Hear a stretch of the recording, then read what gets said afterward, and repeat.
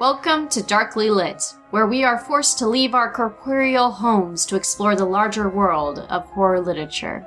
I am your host, Kayla Berry, and I'm actually joined by both of my hosts, or co-hosts for this evening. To my left is David King. And to my right is Jesse Reyes, or Sade. I don't have anything to say after that. Like, what was that? Yeah. I know why you did that, but... It was the best quote I could think of. You know me at this point. Hey, this is the first time, I think ever on Darkly Lit, that we've been able to do this all in one place. Yes, we actually have all three Darkly Lit co-hosts in one room. Instead of being... Well, we had to leave the extra-dimensional library to be in the real library. Or out in, which is the Library of Nature. I don't know if the mic is picking this up, but there are crickets in the background. You know, nice things like that. It's too warm to leave doors closed anyway. Exactly. Embrace the great outdoors. Embrace the darkness, which is a hint to what we just read, which is Beautiful Darkness by Fabien Vehlmann and Kerascoet. Kerascoet? I say Kerascoet, but that's probably way off. Correct. I don't know how it's pronounced. Kerascoet. Kerascoet. It's a... Check the show notes. Okay, yeah, we'll have it. You can read it in the show notes. You can read in the show notes. It is a comic. I would say it's more like a graphic novel. Yeah, graphic novel. Graphic novel is definitely how I'd describe it. It's got a good amount of pages. Yep. So... I really wanted to, when I read this, I was like, we have to do this for Darkly Lit, and I hope we got some people who read it, because, like, I really enjoyed this. I found it at my local library. Support your local library. Yes. Please do. I didn't check it out from my library because I pulled it off the shelf, and I read it right there on the spot from beginning to end. And I was like, damn, that was good. The great part about graphic novels, I'm not gonna lie, in general, is you can finish it in 20 minutes, but usually you'll stay there just a touch longer to enjoy the artwork and sink that in, and you let it all kind of bleed in. I mean, a lot of this reminds me of when we were reading Through the Woods. Like, honestly, it's got that same dark fairy tale vibe. Yeah, definitely. Do you want to give the summary? I will give the summary. So the story centers around a I'm gonna say young girl named Aurora who is living a happy little life, it seems at first, and there's a boy named Hector, a prince named Hector she likes, and they're having tea when everything around them begins to melt, and when she escapes from the mass of melting goo around her, we realize that she and everyone... Dog. Yep. She and the dog. Dog's excited for this episode. I know. We're also joined by Gracie. Yes. Many of you who've listened to other creative horror podcasts probably know Gracie. You probably love her or hate her, she's around. So Aurora escapes from... Everything starts melting. Aurora, crawls her way out of it and crawls out of a child's corpse. Yep. I think that's when you first realize how... this is gonna be dark. So it's an immediate whoa. curveball. Whoa, what? Oh, man. So Aurora, and along with a large cast of tiny little characters, we're talking Thumbelina-sized characters, have emerged from this corpse and are now finding themselves in this woodland, beautiful forest. Thank you, Gracie. Yes, beautiful forest. And it's them trying to survive and adapt to their surroundings and work together and betray each other and manipulate each other, and ultimately it comes down to Aurora doing what she got to do to survive. That's how it feels like, because you mentioned that when you found this book in the children's section of your library. No, it wasn't in the children's section. Oh, okay. I thought you. I would not be surprised if it was like mislabeled and put there, but like because the art, when you look at the cover, if you don't notice the hand, the giant hand, the giant cover, green hand of doom. Yeah, it just blends into the rest of the scenery, and you just see this tiny little girl among these 4-leaf clovers, and so it looks very whimsical and really cute. But then you notice the giant hand, and you're like, oh, what the hell? Yeah. It's like a greenish gray hand. It's a corpse. It's a dead hand. Oh yeah, it's a giant dead hand. But I mean, she looks. She's so cute. She's adorable. Like she has this blue and white polka dot dress, blonde hair. She looks like something out of like she looks adorable. She looks like she has like the round eyes and the round face. She has a little triangle nose. Yeah. Very, very children's. This is like a very children's illustration kind of thing. And it's all done in watercolor, which is like absolutely gorgeous looking to look at. Definitely lends whimsy to the whole thing, which is such a good contrast with the content of the story, which is... Well, the interesting part, too, is like when you see the corpse, it looks realistic. The artists drew the humans to look like more human-like. Mm-hmm. So we do have essentially 2 human characters in this. One is the dead girl, and then the woodsman, we'll call him. We have the woodsman. Wasn't there at one point a little girl that was laying in the woods, or that's the girl that we find dead. In the beginning. Yeah. Oh, it's a flashback. Yeah, it's a dream. Flashback. It's a dream that the one character that actually spends. Or a memory. We'll get to it. Yeah. Yeah, because But yeah, oh my gosh, I have so many thoughts and theories. When we see human characters that we would be like us. You know? Yeah. They're drawn in much more realistic, much more proportioned manner. Whereas all of the little tiny characters like Aurora and her friends, they're like little cartoon characters. Yeah. They look. They're like compared to the creatures around them, they don't have the same like realistic bearing. Like all the animals you see, mice, squirrels, the insects, they're all detailed and accurate, yeah. Yeah. Mm-hmm. So it's like there's a lot of takeaways you could get from this, but this is definitely a story with a lot of like layers. Mm-hmm. And so I'm super stoked to talk about this with y'all on this dark and calm summer evening. So first off, I guess to begin, what is your theories in terms of what these characters are? So these little people just kind of crawled out of a little girl. Who do you think they are? Are they like why were they in this little girl? How you actually see them like crawling out of her nose, her mouth, her ears, yeah. Yeah. This is tough because I think there's some evidence that lends credence to the idea that these are just either aspects of her or like her sort of imagination or the creatures she imagined, because they all have the sort of like personality and bearings of characters that a little girl would make up in my mind, at least initially. I think they, in kind of like aspects of her, in that I realized as I was gonna say this sounds like Inside Out, but what if they're like little prints of her emotions? That's one way to see it, for sure. Because they all of them, with the exception of like the one taller redhead who walks off with the scissors, they're all very childish and naive. Yeah. Mm-hmm. That is true. Was Jane? Her name's Jane, right? Yeah, yes. The woman with the red dress. Is she? I didn't get the impression that she had climbed out of. Like, I almost felt like this was a situation early in the book when they first see her. I kept thinking to myself, oh, this is an outlier. This is someone who's already had experience. Because she seems to come out ready to take on this survival situation. And in fact, spends a bunch of the novel surviving on her own. I mean, we can break down some of the individual characters later. But I guess she also was a refugee of the dead girl. Like, she was definitely escaped from whatever, much more capable than the rest of the characters. Absolutely. And I think I don't think it was because she had already been out there for, Okay. I think she Yeah.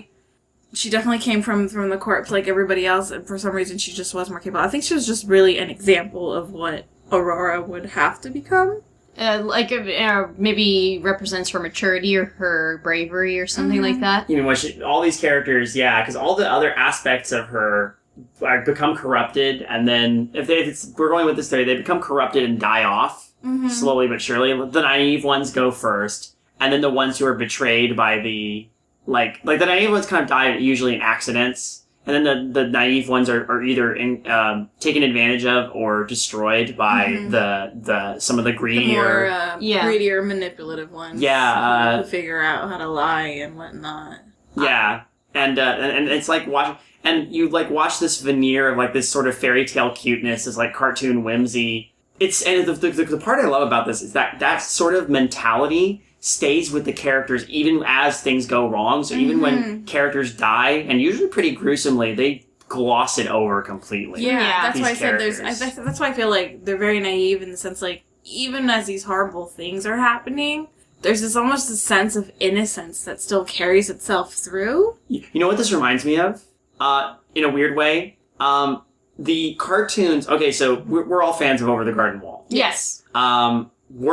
Greg's Dream, where he goes to that cloudland, and it's based on those really, really old, like, cartoons from the 30s and like 40s. the Fletcher cartoons. The Fletcher, but the ones that are really cutesy and, like, friendly. Yeah. Like, it feels like that, but if those characters were dropped in a survival situation and nothing much changed about them. It's like that kind of cartoon, and I've seen these cartoons on, like, old cartoon collections. They're, like, public domain most of the time, and that section was an homage to those cartoons. Yeah. This very much feels like, what if those cartoons escaped from the mind of a child and suddenly had to survive out in the real world? Would they still carry away with those like goofy personalities as in that weird, naive innocence? I was thinking maybe they're characters from her imagination. That's kind of where I was going, thinking of it. Like, maybe they are, like, it could be both. It could be a mixture of both. Yeah. Because, kids will draw on aspects of their personality for their imaginary friends. What else do you have to draw on sometimes? I mean, I think one of the biggest clues is the fact that when they find the notebook. This is Aurora. That's the I was gonna bring interesting that up part. next.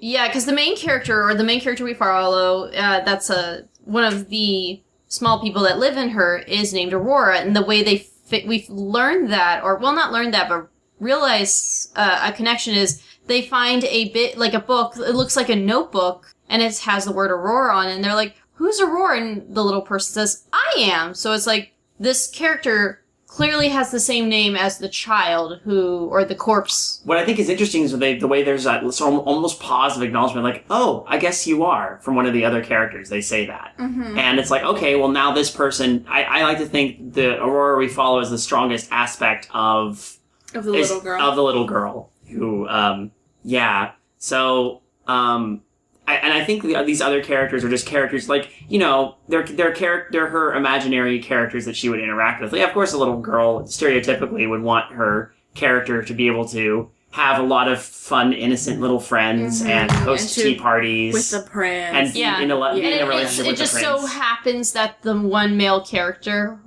because a lot of them are female for the most part, or feminine for the most part, is the love interest just happens to be a prince. Yeah, he's one of the few males, and the other male characters are usually like little, almost imp-like. Like, look at Plim. Plim is just like a little helper. Yeah. And his whole thing is being a little helper, and when that gets corrupted later on, he's just like, I'm so helpful, I'm just going to take this and make it seem like I'm helping. Yeah. And I like that aspect of how he doesn't lose who he is, he just becomes more of a nefarious version of himself.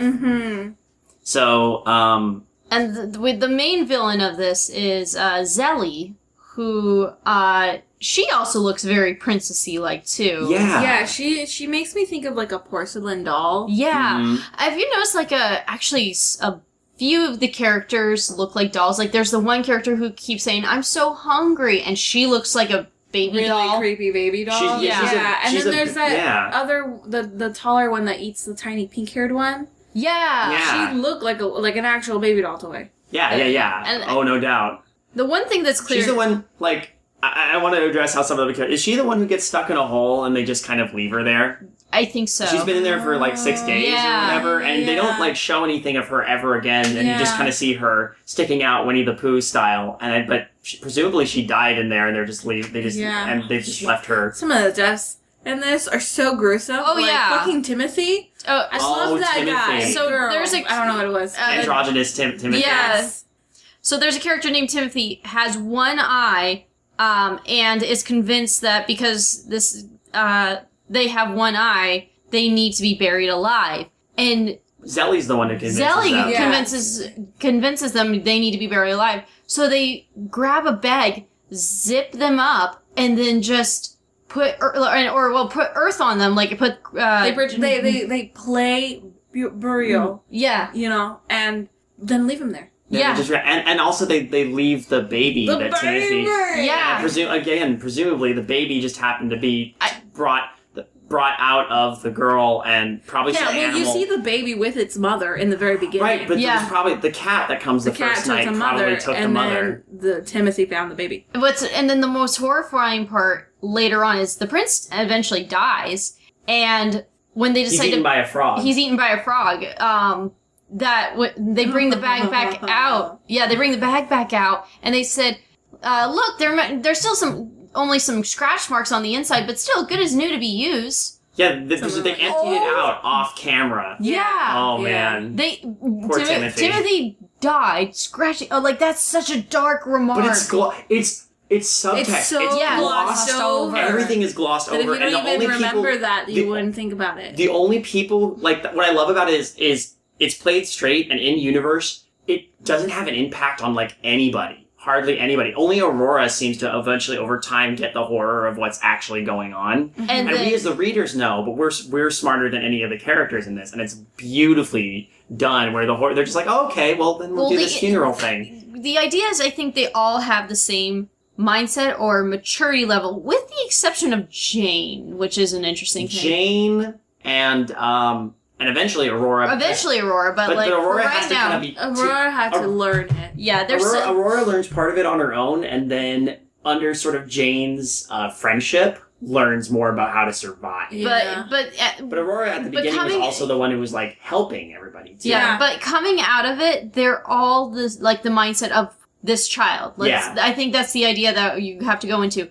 They're reacting to how, and I want to say this child looks like she's probably, I'd say like, 5, 6? Elementary school. The child? The child. Yeah, I would say 5 or 6, maybe 6. 7 or 8, maybe? I would say 7. Yikes. Right here, she looks younger. She does. I think that's because of there's a lack of detail because you wouldn't see a clear image through the rain. Right. Yeah. When we see her earlier walking through the woods, she's got to be like 7 to 10. Yeah, that's what I'm who's thinking. gonna let their kids walk? I think she's walking home from school or something. Yeah, I presume. Okay, one of the big mysteries, but it's not like one that's important to the story itself. We never learn how she died. We only have like circumstantial clues. Like she just seems to have dropped dead in the forest for no apparent reason. We can't see any sign of injuries. I mean, I presume what might have happened is like whenever the world starts collapsing around it is the moment she dies. I don't think it's the moment she died because here she looks to me. Maybe it's just the lighting of it having been dark. Here's to me. This is rigor mortis already set in for me. She's been dead for a few hours. Okay. Enough for the process to start. Because it's like her skin's grayed and all that. And here's the horrifying part is, I don't know what time period this takes place, but clearly no one has found this child. And you see, like in the background or in some of the panels, like the child decomposing, and there's flies crawling around This takes place over this course of like months, because like it starts in the spring. The girl died in the spring. By winter, she's a skeleton. So her corpse. Since you brought that up, my theory is when we get to that dream later, where it's a little girl walking, it's a memory that somehow is embedded into all of these little characters, probably the more intelligent ones. Yeah.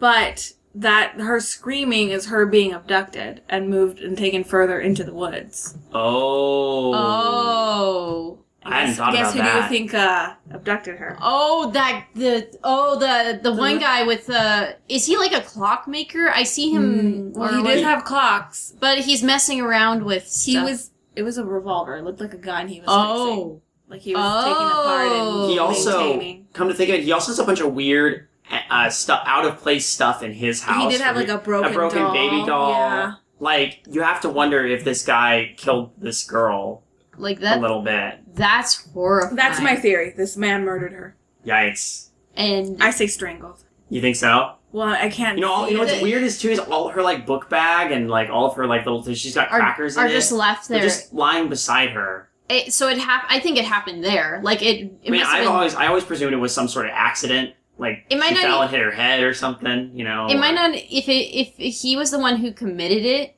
it must have happened right then and there. Like Right. nobody.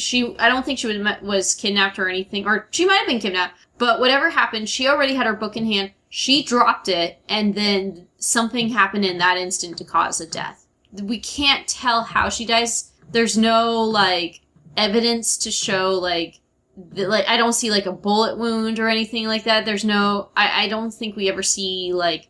No, I've looked on her body and I cannot. I've never seen any like signs of like. I don't think it's. And again, I feel like it's almost not the important part, but it's such a looming part of the story. Like there's random body. There's random panels where like it's all bright and colorful, and they're like, "Hey, what's going on?" And then in the background, it just kind of it's the same color scheme as the background. It's just there. It's just part of the background. Yeah, just like any other tree or. Yeah, there's a panel where specifically I think Aurora sees a fly. And she even says to herself, like, I don't like that fly. And she starts tearing up for no reason. And I think I think subconsciously she knows. Because she's the big aspect of the child Aurora that's still around. Like, she's the namesake. Mm-hmm. Yeah, except I think the only other one that I feel like is a close aspect is the nameless character goes, nah, who continues to live in the corpse. If we look at, like, the characters with the most defined personalities. We have Aurora. We have, what was her name? Zelly, Jane, and I would even say the one that stays in the brain. We'll just call her in the cranium. Nah. There's also those three Plim triplets. is another one too, because Plim is the one that. Well, I feel like those four girls would be different aspects of the little girl's personality. Probably, yeah. Like different. Yeah. It's so intriguing. Yeah, honestly. See, here's you returning to the scene of the crime. Yeah, we're flipping through. Like, if this woodman lives in the area, how come he hasn't found the girl? Yeah, that's what surprises me too. Dude, he's never far from where they are, and you'd think someone would notice. Mm-hmm. Man, so many of these characters get picked My other off. thought was like, oh, well, maybe he's the father, and that's why he has the baby doll, and maybe that's why Aurora is so drawn to him at the end. Mm-hmm. Like it could be. Like she never came back and he's been looking for her. So one of the things that happens at the end is... He just never finds her, and it's that's a tragedy all in itself. Yeah. This little girl dies alone in the woods, maybe coming back from school or something, and she never turns up, and he goes looking for her and just barely misses her corpse every time. Yeah. That's the thing, we don't know. All we can do is go off context clues. And also try to guess, like, why these characters act the way they do. Oh, here, I found it. I don't like that fly. How come? Hey, Aurora, why are you crying? I don't know. And that is interesting. I don't feel so good. And Aurora runs to the corpse. She runs and buries her face in the fabric of the dress. And I think and you think, like, oh, because she finds comfort there. But when you go to the next panel, that corpse is covered in flies now. Yep. I think it's her... Again, I feel like subconsciously there's that thing about realizing, well, shit, I'm dead. Or... where we came from is dead and no more. The world behind us is dead. What if Innocence all those little characters are just aspects of our soul that just emerge from our body and they just get picked off by the rest of the world? Right. Then there's this strange part, and it does come a little bit out of nowhere. It's fall, and there's a little girl.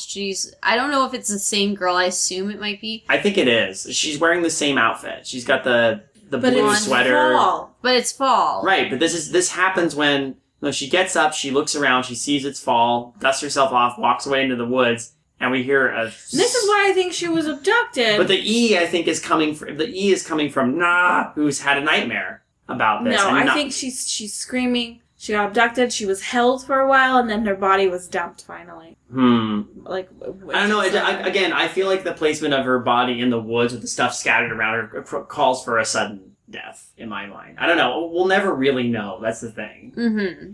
But the context clues are interesting. I definitely dig all these theories. Yeah. Honestly. But again, the important part is really the survivors, the people who came out of her body. Yeah, because it's by fall, the girl is a corpse. Yeah, She's a skeleton. Yeah, she's a skeleton.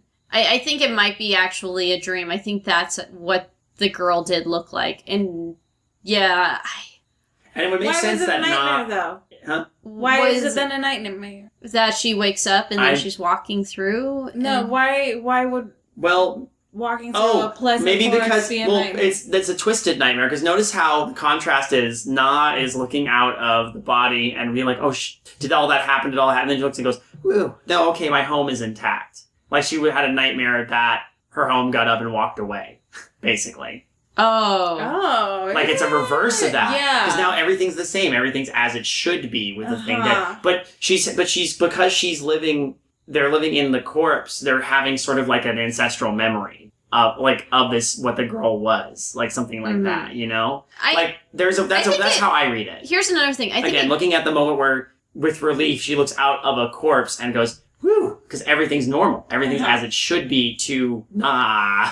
Another thing why I think they might be pieces of her imagination, or is, we see colored pencils all the time. Like the two things we notice that she has with her are colored pencils and her notebook with her name on it. And if you look at the characters, they're so well drawn.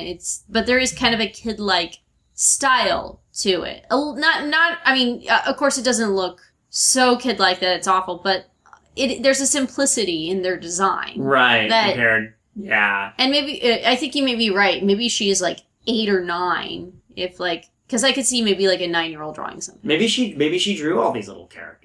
That would be that could be possible, and maybe she did draw something that looks like a baby doll because she had a baby doll, or this one. I found the panel still stuck. It's been 6 days. I told her it was too small. There's nothing to imply that she's moving at all. So that's probably a dead giant lady. Yeah, dead giant doll thing. Boy. So one of the things too later on is the horror, like eventually they do some horrific things to animals. Like, for example, Jane convinces Aurora to clip a bird's wings so she could use it as a steed. Yeah. Yes. Yeah. Basically. And then Aurora, who's unhappy because there's a point, the prince that she was in love with ends up marrying Zelly, and then she gets so frustrated she kills a mouse. Well, yeah, but that mouse fucked up her dinner party. Yeah. The other thing I think I realized about Aurora is I'm thinking about that moment where she's like, I don't know. And I think over time Aurora has realized the veneer of the society they had, of this beautiful world they had before they all fled, is breaking down. And she's the one of the I feel only it's few also people. like she's experiencing emotions for the first time that she's never experienced right, before. right. Because her character before was always set in a happy setting. Yeah, she was innocent and sweet. And in this world, she's being forced to discover these emotions and realities that she's never been exposed to before. Right. And it's funny that Jane is able to adjust so quickly, but Jane is probably that girl's maturity incarnated. But of course, that doesn't last very long. Even Jane is not immune to the things that happen. We don't even see what they did to her. No, we don't. I think that's the craziest thing, is that she dies off screen. So there's a point they asked about Jane, like, what happened to Jane? Because Zelly comes in writing on the bird that Jane has. And they're like, we don't know. And it's like, no, you clearly do. Lying. Because Zelly has done some terrible things to other people just by not even thinking about her, just because she's very selfish. Mm-hmm. Like, Zelly is the definition of the I'm too good for this. Very manipulative, very. She's got the little girl mentality of how, like, almost like how little girls, like in a lot of fairy tales, see mothers. They're like, you've been very, very bad, and I'm the person in charge. Like how bossy little girls see princesses, you know. sometimes. Mm-hmm. Like, that's what I see a little bit with Zelly. Or like, Except now more twisted. or maybe this character is designed to be like, I guess how I'm like trying to figure out why this character exists in her imagination. If we're going with that theory. Yeah. Oh, poor Timothy. Sorry, we're scrolling back through it again. Yeah, we're looking through and trying to. We're actually looking through the comic and trying to see, because the story itself is more about the details and the small things. Yeah. Than it is about what it is as a whole. As a whole, it's a survival story. But the important part, and to get an understanding of who these characters are, what's happening, and why it's happening, or what represents what, is in the details. Mm-hmm. And that's also where you get the most horrifying parts. Because on the surface, it's just looking at it, it's like, oh, this looks very beautiful. There's bright colors. Yeah. But then dark things happen, and then you gotta see in the details the horror behind it, too. Beautiful darkness. Again, it is beautiful darkness. Yep. So... Oh, shit. What? I just noticed this little red guy hiding on the berries. Oh! During the dinner party gone awry. This crow or bird is just like, oh, look at these berries! So there's a point. Yeah, there's a point where Aurora hosts a dinner party and she invites everybody, but no one comes except for the animals. And of course, the animals. Well, there were a couple of them. That just got carried away. But a couple of the animals being the animals that they are just animals. They ruin stuff and they're just like eating it. They attack the dinner and Aurora's upset and is like, oh no, why would nobody came? And then Sally's like, well, it wasn't clear, so. Oh yeah, she's one of those people again. Zelly uses kindness or her perceived kindness and politeness to manipulate people. Yeah, she is a facade she plays. Oh yeah, she is definitely one who's like, I didn't notice, and it's like clearly she does know what she's doing. Mm-hmm. Right. Oh man. I mean, she goes in and steals Hector behind Aurora's back. Yeah. Yeah. Like, Aurora doesn't even notice that they're together until the day of the wedding. And Which is not much long after that. It just happens. Gwah. And then this is when she sees the mouse is upset with the mouse for ruining her dinner party, she just loses it. Gouges its eyes out. Yeah, This is the turning point, and I think she realizes kind of what she's done when she sees the mouse's remains after everybody else eats it. And actually, this leads her to make the mouses hide into her her badass cloak, which is really cool. It's an amazing cloak. Yeah. This part's weird. Okay, can we talk about this? I wanted to talk about this for a second. This moment where this person is looks over at Hector. And Hector's giving her the eye. Right. That's because that's what Hector does. He was never loyal to Aurora from the beginning. Because if we go back up, we even see a part where these two little characters are trying to hang laundry, and Hector's like holding one of their hands, trying to be prince. Right, I remember this. Yeah. Whoever. Yeah, and and the fact that the panels are like zeroing in on his crotch, and then his eyes, and then his eyes doing like the bedroom eyes, and the girl who realizes she was staring is like, go faster, is like nervous because she's there, like Hector's there with. She's flustered. Yeah, she's flustered, and Hector's there with his new wife, and of course that doesn't go very well for him because that's when he gets eaten by the frog. Yeah, because Zelly drops a ribbon in the river. He's like, oh, get my ribbon, please. So I wasn't necessarily thinking this was going to be a play-by-play, but yeah. Well, we're going through it. This is one of those stories is like, again, you have to focus on the details to get an understanding of what's going on. Plus, a lot of the details comes with the artwork, too. Like, one of the horrifying things you see is a frog throwing up like the remains of Hector. He seems pretty intact when they bury him. Yeah, I thought he always looks more like a gooey, digested mess. Then all of a sudden his whole body is there. Yeah. What I find interesting is how Zelly's reaction just feels very fake. She's Like, quite let's the scream and be sad actress. because this is what you're supposed to do. Yeah. But she doesn't quite really the care. actress. Boo-hoo-hoo, Hector. Oh, I love this panel with Aurora That just is being such like, a good. I'm Aurora- going to end you. Her little rat cloak is still covered in blood. And then she wanders off in her boat. Where'd she find that boat? I can't remember. Well, it looks like just a page that was folded. So I think she could have taken it out of the notebook. That's Yeah. true. with her name That on is it, true. which is fitting. That's when she meets Jane again at the cabin. And Jane has made herself comfortable in the cabin of this man that we occasionally see, who may or may not be a killer or something. But Or the girl's father, or someone completely unrelated in any way to the girl. But Jane warns Aurora that he's dangerous. Yeah. So that's why. But you wonder if she's saying he's dangerous because he's a giant, a la borrowers, or if it's because he's actually working on. oh yeah, look, that's he's working on something, and I think next to it, I think that's a gun. That It does kind of look like a gun. That's a gun. yeah. This guy's clearly good with tools. He is. He's working on he's. He has that messing with cuckoo it. clock on his mantle. Yeah, which it looks like he probably made. Right. By the way, I do like how this friendship between Jane and Aurora kind of. Yeah, formed. I think that would have been really cute if they had been able to, just survive together. Yeah, but of course everyone else has to mess it up. Mm-hmm.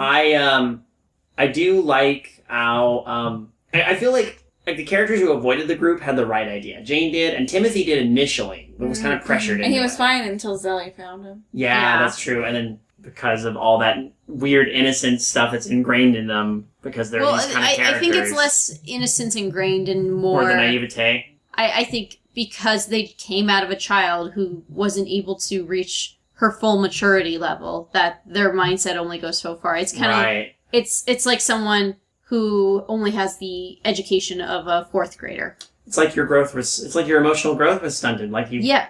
Yeah, exactly. At age 8 or whatever. Yeah, Again, basically these they are all- characters who mature. Aurora matures during the story. Exactly. And what's interesting is I think we get at the beginning here that we find that she disagrees with Jane about how dangerous or not dangerous the man in the house is. Mm-hmm. What do you guys want to make of this? Because it's a big deal at the end that she says, like, this is my... Well, here's the funny part. She goes and sneaks off to cut a piece of the guy's hair While he's sleeping, though. while he's sleeping. Hey, there's a soda can in that corner. And there's also a match. Makes but me, again, still wondering what timeline this is in, but, Mm-hmm. But yeah, she takes some of his hair, and then there's a broken baby doll in a corner, which makes me wonder. Those look like sneakers. Oh yeah, he's got sneakers. Sneakers. We saw those sneakers make an imprint, so we know that's the same guy who was walking through the forest earlier. Mm-hmm. There's a broken cuckoo clock up on the Yeah, we're trying to figure mantle. out if he has sneakers, then this must take place at least near modern times or sometime in the modern age. There's a battery in there. That's a battery. Yeah, that's a battery. But yeah, she has his hair, and he's like, I like this smell. It smells like honey. And she looks down and starts to find him kind of attractive. I guess. Maybe not attractive, but she comes to like him. Well, at the end, she does. The last line is my sweet prince. Yeah, that's right. Oh, here's Nah. There's not running back home to the corpse. Nah's gonna freeze to death. Yeah. But Na doesn't want to leave. This guy, okay, and then you see the guy again. He's clearly a hunter. I think, that's a rabbit. That's a rabbit. Yeah. You. That's 100% a rabbit. Mhm. I don't know. I feel like Jane was the most mature aspect of the little girl, and that's why she knows this guy is dangerous, because a mature child would be aware of stranger danger. Yeah, good point. But the naive part would be like, no, there's something fascinating about this guy, you know? Mm-hmm. So maybe even that's now. It's so interesting that there's only one. Like, really, there's one character here who survives. Like everybody else, literally everybody else is implied to have killed off. Even Na just now, because Na is shivering in the house, and we know that they won't leave. Not in the house, in the skull, and we know they won't leave. And there's nothing really in there to warm her anymore. But the weird part is, Jane goes after to find, or to stop Zelly, from giving them away because Zelly is humming with her crew right nearby the giant man, and next Jane's gone, and then Zelly is riding her bird, and it's like, where's Jane? That's her Robin. Jane? Don't know her. And we never hear from her again. We just no, Jane. Oh, that panel where she's crying. That's what crying. happened? That's the moment where Aurora realizes, oh no, these people are murderers. They've killed Jane, basically. Yeah. And basically, Zelly comes in, takes over Jane and Aurora's home, and they're like, just do what she says, it's better that way, and if you don't listen to what Zelly says, she'll make you miserable. Yeah, it's like, gosh. oh, that's... Yeah, it's... That's what it's come down to. Is Zelly's in Yeah. charge. You do what she says, or you're screwed. Mm-hmm. Mm-hmm. You either get left behind with a group, or I wonder, now I'm starting to wonder if it's less a murder, and maybe it's her, it might have been the little girl's dad. Because, but I don't know why. Maybe they're both? Could be. It could be. Oh. And because that would make sense why she has a slighted, like, warm feelings for this person, because Yeah. it's like, it's a little girl who would have warm feelings for her dad, of course. With it, it's like, this will make this is another moment too. I didn't realize this will make a very high stats. The giant, just for me, and she's very selfish. And Aurora Yeah. is already kind of possessive of the giant. Yeah, she's already shown that she has this. She you is. see Aurora looking back at her like, "Oh, bitch, no, not this time." Yeah. Also, have you noticed? By the way, maybe it's just because where they're from. They're eating with chopsticks. Oh yeah. They always eat with. If they're not eating with their hands, they're eating with Well, chopsticks. how are they gonna make tiny, tiny forks? That's true. Okay, Yeah. get a point. You know what? I completely did not notice that, because even though, like, I think I'm just because I work at a sushi place, eating Yeah. with chopsticks is so natural to me. God, I love Aurora's transformation here. You barely see her eyes under the mouse cloak now. But here's Yeah. the thing: this is how smart she is. She doesn't say, "Hey," she doesn't tell Zelly like, "Hey, you should do this." She tells Plim, I have a secret place and I want to share it with just you, but keep it a secret from Zelly because she knows. She knows she's gonna play off that, and Yeah. it's so good. She and, understands that Plim is not trustworthy, even though. and then keep in mind, this is nuts because this Plim was like one of her friends at the beginning. Yeah. Yeah, Like the person who came to her and Hector. Mm-hmm. And now all the veneer, again, by this point, all the veneer is gone. All these people are just being the worst possible people they can be. and they go into this other place, which it turns out is in the oven. And Aurora locks them in, all the people, including Zelly and everybody, in the oven. So eventually they're cooked and dead. Right. Like, she commits murder with full knowledge of what she's doing. When I read this part, I laughed out loud. It was so good. I'm like, yes! They get their comeuppance. And she is not None. haunted by this at all. No, like her eyes are wide open as She's he's just watching. For it. She's like, yeah, that's what you get. She's now got the giant all to herself. I'll need to rebuild my little nest. It's alright, I've got plenty of time. The meal you're cooking for us smells good, my sweet prince. he clearly is good with his hands. What is he making? Oh, he's tinkering again. Yeah, he's tinkering with something. I don't know what he's tinkering with, but Yeah, it's hard to tell on this one. he's definitely good with his hands. He probably made the cuckoo clock that Even though he most likely did. He's living in a kind of shabby little one-room cabin, but Yeah. it doesn't seem to matter much to him. He's got electricity, by the way. Oh yeah, he has electricity. There's sneakers. He has an oven he can cook from. So he lives in a small place and he hunts and he's just a woods person. And possibly killed the girl who happened to get too close to his place. he has a baby doll. We don't know. It's Then so strange. That's weird. Why would it? Is it symbolic? Is it like a lot of stuff in this is symbolic, but like, and that's it. It's done. Yeah. It's like, wow. All right. It's a really good story. It's a quick read, but like the best part is in the details. The best part of the book is like seeing how the characters react, and like just in the little things they say, and it is really good. It is. I think for me, what really captivated me about it was like seeing all those little characters and like what they do to each other and just like how they progress as being kind of like the rawest representation of like ourselves. Yeah. Mm-hmm. I definitely get that's what it's kind of going for. Beyond the nuance of it, it's that. It's what does polite society hide? Yeah. You know, What's behind the facade of, helping each other out and being polite and not. Yeah. I mean, it's I think I mentioned to you both when I was reading it, like, this feels very like this innocence caving into survival and what people do when that gets stripped away felt very Lord of the Flies. Mm. You know? Yeah. So I'm really glad you recommended this one. Like, I really enjoyed this. Mm-hmm. This is really good. And I would read it again in a heartbeat.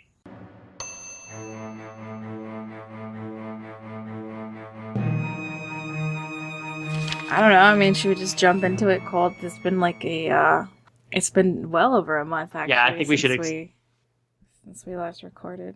Yeah, a lot's happened since then. There was a season change. The corpse recrawled out of decomposed a little more. Yeah.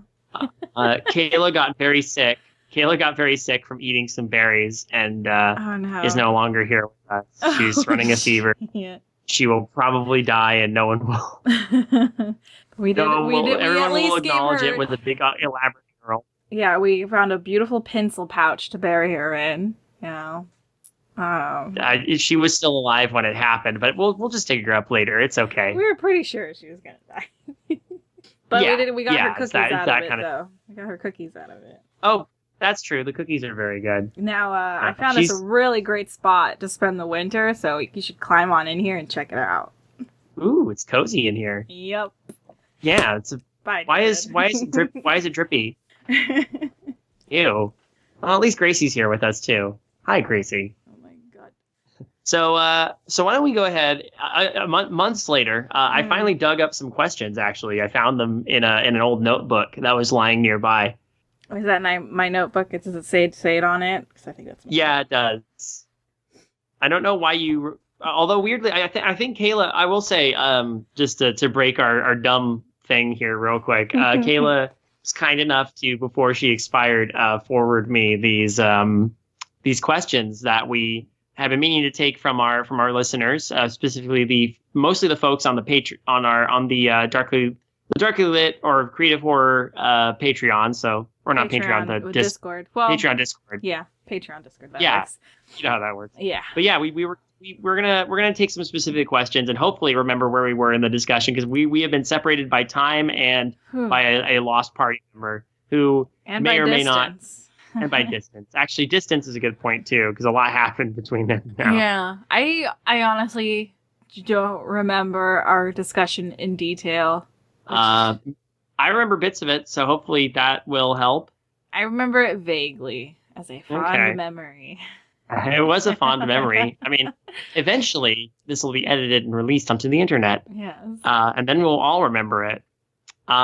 So why don't we get to those questions? I'm going to give these in honor. So I want to thank Kayla for being here and taking the questions and setting them up for me. She is with us in spirit, enjoying, and is actually just upstairs dealing with a fever. So the first question we have is from Naruli. Why do you think they went with so many varying character designs and styles, and if those hold weight to the character? First off, Naru, be good. Listen to your mother.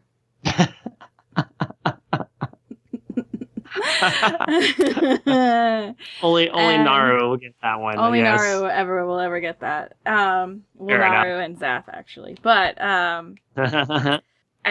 so in the time that has passed, I have bought myself a hard copy and I'm flipping through it now. And every time I go through this book, I find myself just like all of the weird, like different style of characters. And I think we got into like, didn't we say to kind of settle on or at least discuss the idea of like these being characters from the girl's imagination?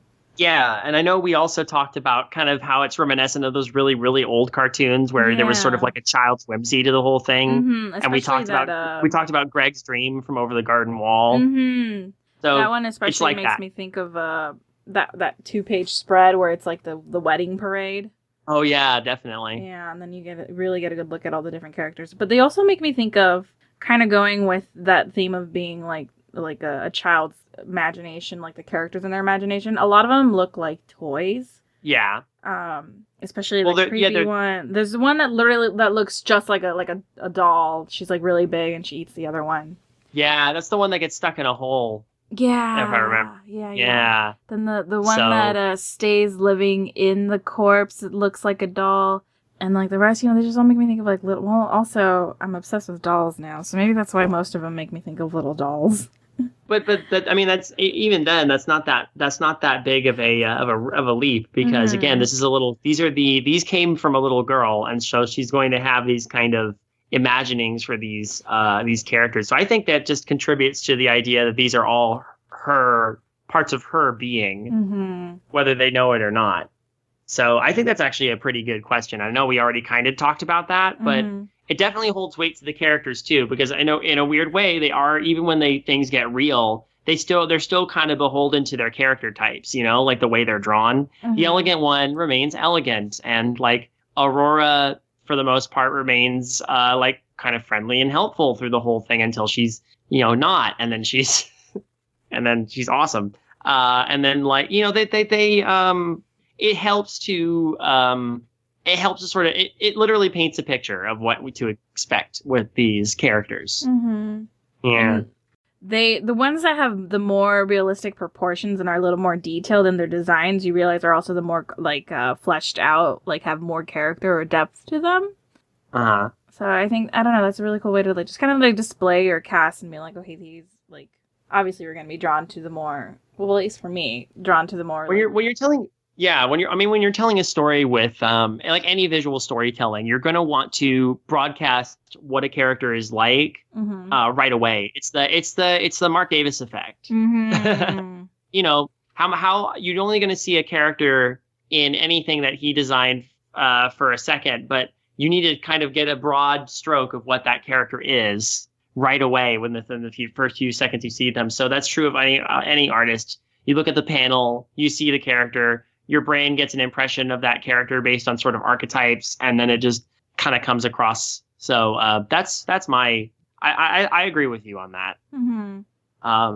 So Neruli also asked, are there any characters / interactions in particular that stood out to you, and why? Oh, we talked about that a lot in our earlier discussion. So gosh, it's like having to. I'm trying to think if there's any that we didn't talk about that would stick out to me in particular. And I think I mentioned before how I kind of like Aurora's relationship with the more survivalist redhead character, because she's one of the few people who Jane. Thank you. Jane. So Jane is actually competent. Like the moment she steps out of the body and is part of the cluster, part of the Credo, she's immediately in survival mode. Jane is able to survive until she's inevitably destroyed, as far as we can tell, by Zelly and her entourage. So. That's so for ominous. me, the interactions between it's really ominous. For me, the big interactions were when Jane and Aurora finally met and sort of united as a duo. And I kind of liked how even then Jane was like, stay away from the big human, but Aurora was already fascinated with him. What about you? Any that beyond?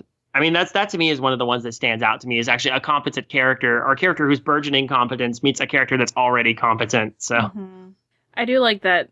I feel like Jane would have taken Aurora with her if like no one else had been there. Wish she had. Yeah. Well, without Aurora, when you think about it, without a lot of what Aurora did, a lot of those people would have died off a lot sooner. Very quickly. I think for me, I don't know why I'm so attached to Zelly.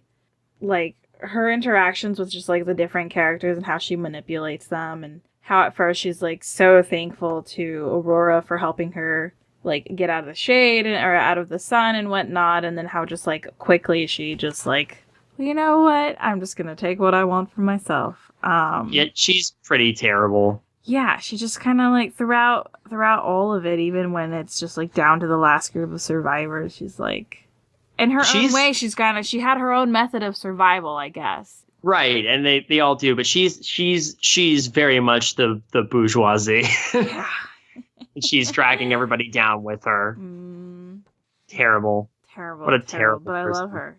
I love her for her. Yeah, no, she's a terribleness. fantastic character, even so. She's not real. I wouldn't even say she's like the villain, but she's definitely an antagonist in this universe of antagonists. Mhm. I think the reason, like, for me, when I say that I enjoyed, like, the little interaction she had with other characters, because she was never, like, do it like this or you're out. She was never very, like, to the point. It was very kind of like, oh, these little rude comments, like, that she would, like, I don't know how to explain it. She's so manipulative, and I can respect that. She's a master manipulator. Yeah. Yeah, well, at least especially with she exploits the naivete of all the people around her. I think she knows how naive everybody is. Mm-hmm. So, and then of course when she assumes Aurora is naive when at the end when she gets her final comeuppance and gets shoved in an oven. Mm-hmm. Well, I think what it is she doesn't realize this change in Aurora's character that has happened. Right, Aurora does a good job hiding it. Aurora is the only. Well, here's the other thing. If we talk about this, Aurora is the only. I know I think we talked about this too. Aurora is the only character that has the agency to change during the plot. Really, she grows as a person and becomes self-reliant and actually goes through an arc. So many other characters died off before they had that opportunity. Mm-hmm. So she gets some actual growth. Which again is, I think, why Aurora is I've hypothesized Aurora is the closest stand-in we have for our girl herself, you know? Yeah, like the closest to what would have been her consciousness, I think. Is right, considering her name is in the book. Yeah. And the book was carried by the girl before she died. So yeah, we're just making the assumption that the girl's name was Aurora, and since our main character is Aurora, they're somehow the most tied together. Yeah, that's my thought. Mm-hmm. I kind of wonder, like, Jane, if maybe she didn't come from the little girl. I mentioned that during the discussion. Yeah, I think you did. We did, because we never see her emerge, but we assume she came from the girl. Mm-hmm. But what if Jane came from somewhere else? I think that's a possibility, because she already really knew her shit. And I made that assumption really early in the original discussion, but I don't know if it came back around. But I guess we've had a month to think about it, and I just kind of started to assume that she came from. But she just seems too competent compared to everybody else that came from the girl. Yeah, and then when she's there and she grabs herself a cookie for the road, and it's like no hesitation in her. Well, I mean, we only get really one little panel of her running off into the wilderness, but it's like you get the feeling like she knows where the fuck she's going. Yeah, I mean, we don't see her again for a while too. So yeah. Well, I guess that's a question to ask to people who are reading it. Do you think Jane is the odd one out, or is she also a part of this girl? Because we discussed how I know it's like people who are listening to this podcast just heard us talking about this stuff, but for us, it was Tuesday. But yeah, like whether or not what aspect she stands for. I'm going to move on. Yeah. To our next question. We only have a few. The next one is from Bringer of Lighters, and Bringer asks, "How does it play into the way people act in modern society? Are there parallels?" I think there definitely is, because you definitely you have your people who haven't experienced too much of life and they're really naive, and you have people like Aurora who genuinely want to help others, and then sometimes that doesn't work out so well for them. And then you got people like Zelly who are horrible, manipulative assholes who exploit people and who take advantage of them themselves and ruin their lives in order to lift themselves up. You got people like Jane who are just badasses until they get exploited by people like Zelly. Mm-hmm. And I feel like, I mean, everyone has these tendencies and has the potential to, end up like any of these characters. And I think that's why we thought that maybe, I don't know where I'm going. I think I'm remembering a discussion that we didn't have or we did have. And well, I definitely think loss of innocence plays into a lot of this too. Like the idea that as you grow older and as the reality settles in, people either cave or they, I think I see a lot of these characters as like different emotions or aspects of the personality that a single person could have. I still see them that way. Mm-hmm. Yeah. So, I mean, it's interesting because it's like now seeing these things freed and seeing them be individuals. Normally they would all be together in this as a part of a greater picture. In this case, the And it's funny too, because here's another thing to think about it. They decay as she decays. Their morality. Yeah. Ah. That is very true. I mean, yeah, there are definitely parallels. I think that's a pretty, such a little story, but it really prompts a lot of deep thinking about it. And that's a sign of a good story. Like, it sticks with you. And our last question is from Phykix Red Wolf. My question is, what is the most literal, no pun intended, takeaway from the story itself, and then separately, the visuals? I'm sure you will touch on that during the discussion to some degrees. My question was more about the overall takeaway. I'm very curious to see what everyone else thinks. Oh, I think we've touched on that a bit, and we're touching on it again right now. Just the my takeaway from it is both visually and this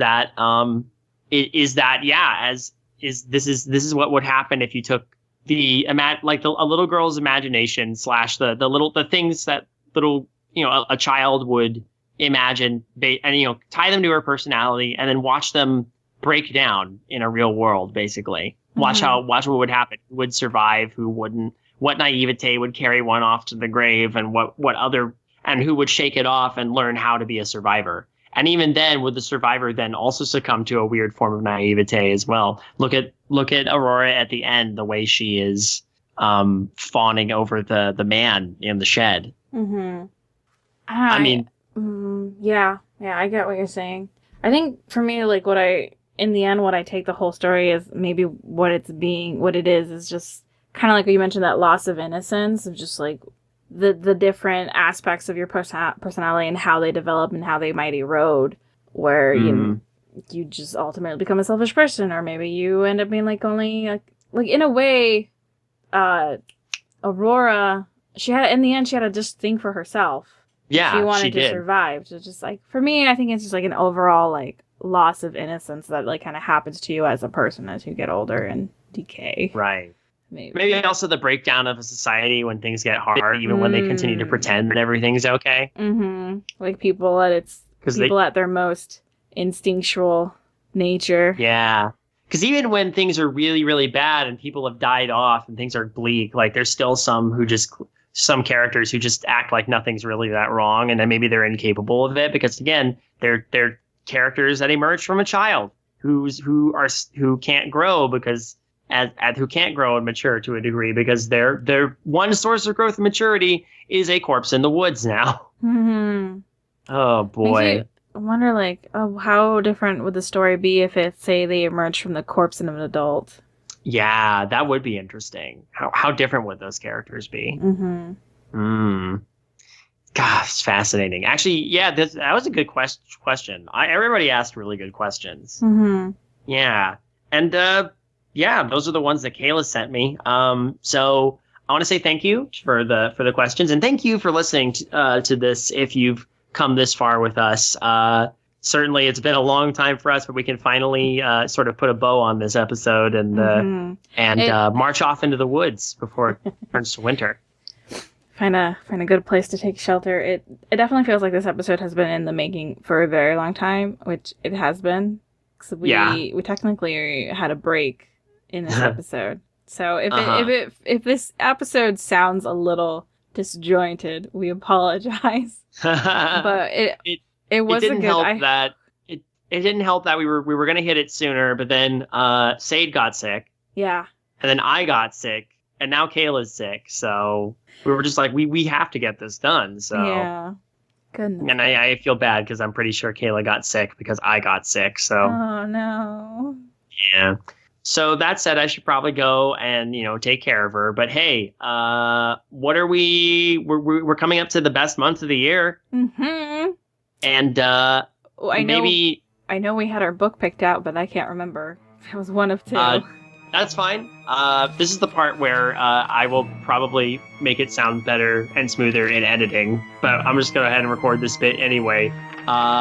Be on the lookout, because for October, we're reading a proper October book by Mr. October himself. Something Wicked This Way Comes. Woo! Yeah. Time for some Halloween shenanigans. I am ready. Oh, I'm so ready. You ready to ride that carousel backwards? Yeah, all right, cool. All right, I guess we should blow out the candles and find a leaf to hide under or something.